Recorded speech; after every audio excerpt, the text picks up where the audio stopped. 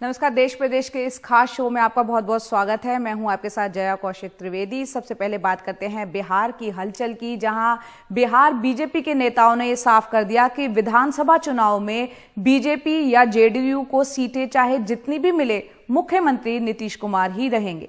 लेकिन चिराग पासवान पर कार्रवाई करने के सवाल को नीतीश और सुशील मोदी दोनों ही टाल गए। कहा क्योंकि पार्टी के नेता रामविलास पासवान अस्पताल में हैं, इसलिए सबको समझना चाहिए। बिहार विधानसभा चुनाव से पहले एनडीए नेता पहली बार सार्वजनिक रूप से साथ आए। पहला काम ये किया कि नीतीश को नेता घोषित किया। बिहार के अंदर एनडीए में वही रहेगा जो नीतीश जी को बिहार एनडीए का नेता स्वीकार करेगा। कल सरकार निश्चित बनेगी तो मुख्यमंत्री भी नीतीश कुमार होंगे। फिर नीतीश ने सीटों का जाना पहचाना बंटवारा बता दिया। जेडीयू 122 सीटें, बीजेपी 121 सीटें, जेडीयू के खाते से जीतन राम मांझी को 7 सीटें और बीजेपी के खाते से वीआईपी के लिए भी 7 सीटें। लेकिन बताते बताते चिराग को याद दिला दिए कि रामविलास पासवान किसके समर्थन और वोट से राज्यसभा गए। रामविलास पासवान जी अभी जो राज्यसभा में पहुंचे तो बिना जेडीयू के मदद के पहुंचे। कै गो सीट है बिहार विधानसभा में? 2 है ना। तो बीजेपी ने और जेडीयू ने तो टिकट देकर के राज्यसभा पहुंचा।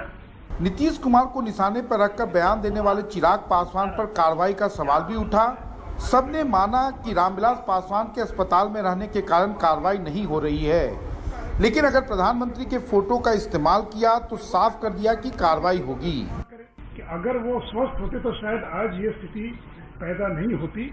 इसमें कोई इफ एंड बट का सवाल नहीं है। फिलहाल इस चुनाव में लग रहा है कि एनडीए का सरदर्द विपक्ष का नेतृत्व कर रहे तेजस्वी यादव नहीं बल्कि चिराग पासवान हैं।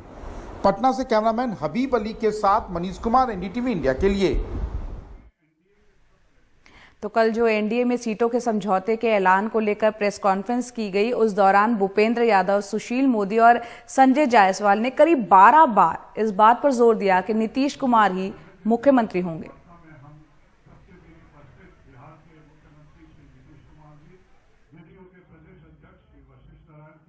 बिहार में भाजपा और जेडीयू का जो गठबंधन है उसमें श्री नीतीश कुमार जी ही हमारे गठबंधन के चेहरे हैं। बिहार में एनडीए के नेता श्री नीतीश कुमार जी ही हैं। श्री नीतीश कुमार भी एक बार फिर 3/4 बहुमत के साथ बिहार के मुख्यमंत्री बनेंगे। बिहार के अंदर एनडीए में वही रहेगा जो नीतीश जी को बिहार एनडीए का नेता स्वीकार करेगा। और इस चुनाव में भारतीय जनता पार्टी ने नीतीश कुमार जी को मुख्यमंत्री का उम्मीदवार घोषित किया है। कल सरकार निश्चित बनेगी तो मुख्यमंत्री भी नीतीश कुमार होंगे। इसलिए नीतीश कुमार को जो अपना नेता स्वीकार करके काम करेगा वही एनडीए के अंदर बिहार के अंदर हिस्सा होगा। 2 लगातार हमारे मुख्यमंत्री हैं, जब हम साथ में रहे हैं, आज भी मुख्यमंत्री हैं और आगे भी बिहार के इस गठबंधन के वही उम्मीदवार हैं और वही मुख्यमंत्री रहेंगे। 12 बार इस बात को कहा गया। बहरहाल बिहार के महागठबंधन को लालू यादव की विरासत और तेजस्वी की ताकत से काफी उम्मीदें हैं। लंबी खींचतान के बाद सीटों का बंटवारा हो चुका है। अब उनका नारा है बोले बिहार बदले सरकार, और उनके निशाने पर है नीतीश कुमार के 15 साल। बिहार विधानसभा चुनाव से पहले तेजस्वी यादव को चिराग पासवान ने जो शुभकामना दी, उसका अपना ही मतलब है। नहीं, मेरे छोटे भाई हैं और मेरी ढेर सारी शुभकामनाएं उनको भी। और मैंने हमेशा, जैसा मैंने इससे पहले भी मैंने कहा कि जितने विकल्प जनता के सामने आएंगे उतना बेहतर है। जनता को डिसाइड करने दीजिए, जनता को चुनने दीजिए कि उनको किन की बातों पर ज्यादा विश्वास है या किन पर उनका विश्वास है कि आने वाले समय में उनके बच्चों का भविष्य किसके हाथों में सुरक्षित है। तेजस्वी यादव नीतीश के 15 साल के कार्यकाल पर सवाल खड़े कर रहे हैं। सत्ता में बने रहने के लिए उनके अवसरवाद पर भी। बीजेपी भी अब एहसास कर लिया है कि ये नीतीश जी लायबिलिटी हैं और मेरे हिसाब से तो उनका ये मास्टर स्ट्रोक है कि वो एलजेपी जो बगावत किया है वो भीतर से मेरे हिसाब से खुशी होंगे कि कम से कम, क्योंकि अगर 2 महीना पहले वो अलग करते नीतीश जी को तो नीतीश जी लालू जी के गोदी में जाके गिर जाते हैं। कांग्रेस की नजर भी एंटी इनकम्बेंसी सेंटीमेंट पर है और साथ ही वो हाथरस कांड को भी चुनावों में मुद्दा मानती है। बिहार की जनता जेडीयू और बीजेपी ना ताल ना मेल उस गठबंधन से तंग आ चुकी है, चाहे किसान हो, चाहे श्रमिक मजदूर हो, चाहे युवा हो, चाहे रोजगार चाहने वाला कोई और हो। सभी तरह से कोरोना के मैनेजमेंट को देखो या बाढ़ को देखो, लोग परेशान हैं। वो एक जो हुआ की घटना, वो इंसानियत के नाते बहुत बड़ा दर्द होता है और राहुल गांधी जी उसकी आवाज़ बनी थी। आखिर पब्लिक देखती है इस तरह का व्यवहार एक दलित की बेटी के साथ हुआ है, उसका बदला बिहार की जनता भी देगी। बोले बिहार बदले सरकार। बिहार में महागठबंधन के घटक दलों ने इसी नारे को लेकर चुनाव मैदान में उतरने का फैसला किया है। उनकी कोशिश चुनावी अभियान के जरिए नीतीश सरकार के 15 साल के कार्यकाल के दौरान उसकी कथित नाकामियों और खामियों को जनता के सामने उजागर करने की होगी। लेकिन बिहार का फैसला चुनाव बाद भी हो सकता है और गठबंधन की शक्लें भी कुछ बदल सकती हैं, ये एहसास भी सबको है। दिल्ली से एन रवि के साथ Himanshu Shekhar, NDTV India.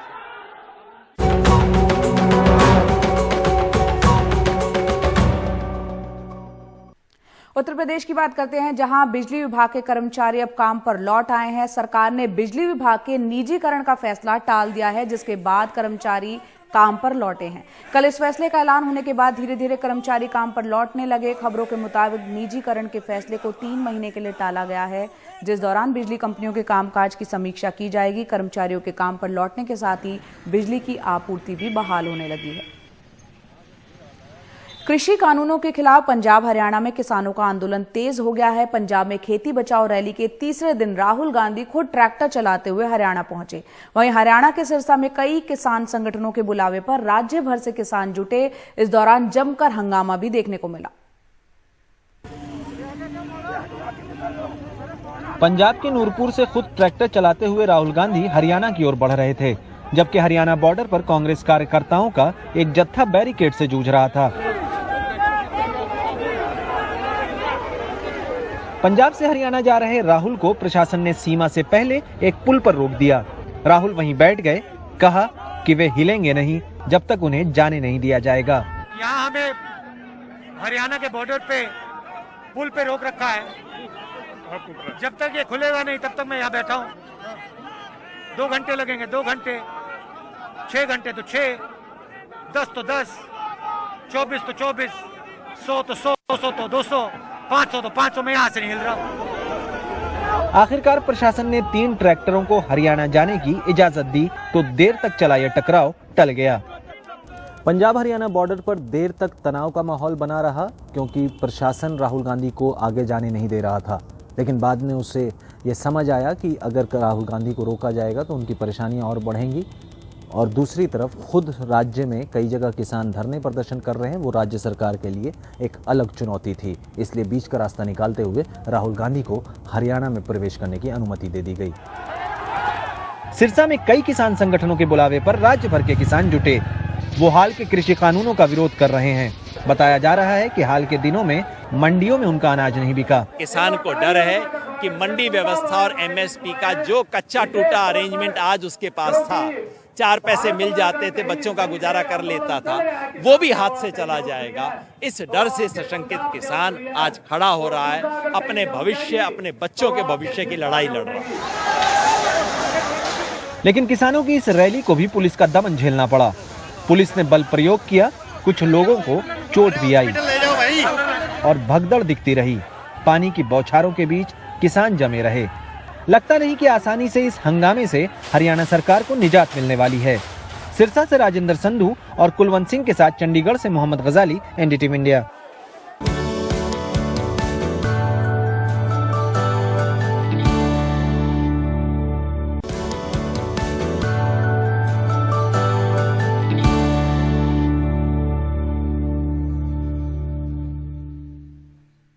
Break के बाद एक बार फिर आपका बहुत बहुत स्वागत है। लॉकडाउन का सबसे बड़ा असर अगर किसी पे पड़ा है तो वो है बच्चों की पढ़ाई पर। ऑनलाइन क्लास और स्मार्टफोन का फायदा भी बड़े शहरों में रहने वाले मध्य वर्गीय बच्चों को ही मिल पाता है। इन हालात में झारखंड के दुमका जिले के जरमुंडी गांव के एक मिडिल स्कूल ने अपने छात्रों के लिए एक नया रास्ता निकाला है। आइए देखते हैं रिपोर्ट। स्मार्टफोन नहीं है तो क्या हुआ? दुमका के डुमरीदेर गांव ने अपने बच्चों को पढ़ाने का एक रास्ता निकाल लिया है। हर झोपड़ी की दीवार पर एक ब्लैक बोर्ड है।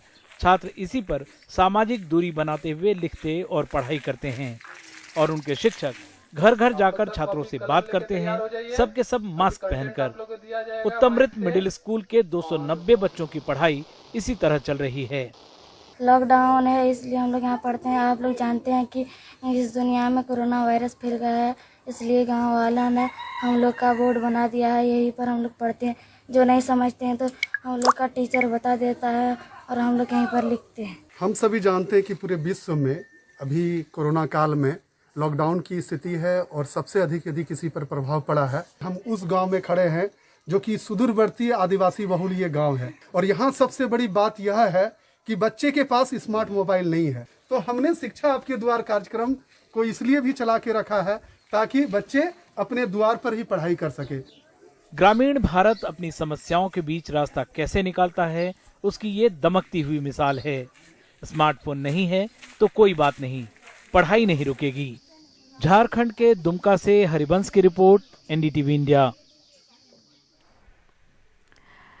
वाराणसी में गंगा घाट पर रौनक अब धीरे धीरे लौटने लगी है। पर्यटकों का आना भी शुरू हो गया है। कोरोना की वजह से लोग नहीं आ रहे थे। अब लॉकडाउन में कई तरह की छूट मिलने के बाद लोगों का आना फिर से यहां शुरू हो गया है।